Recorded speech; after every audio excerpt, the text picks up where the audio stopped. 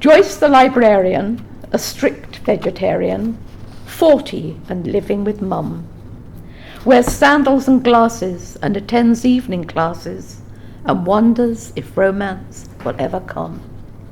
Though she'd never been kissed, so it's not something she missed until some weeks before, when a man called George walked through the library door. George was unmarried, and the torch that Joyce carried was burning a hole in her heart. She wanted to show him, but didn't yet know him. She didn't know where to start.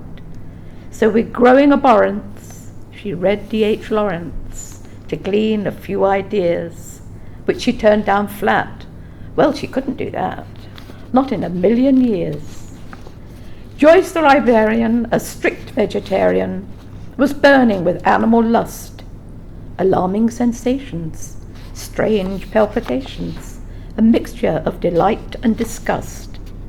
So she busied herself rearranging the shelves to try to control her dreams.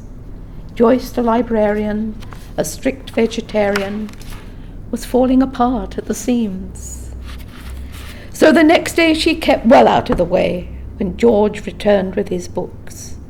So with growing conviction, she wandered through fiction and threw him some longing looks.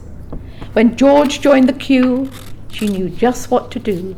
She smiled and removed her specs, then looked in horror, 'cause he'd come to borrow the further joys of sex.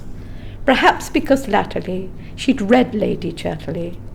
Something just snapped in her head, so she gave herself gladly, wildly, madly to George that night in his bed.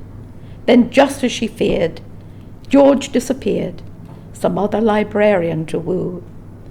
Now there's a sob in her voice, as books and poor Joyce are both a fortnight overdue.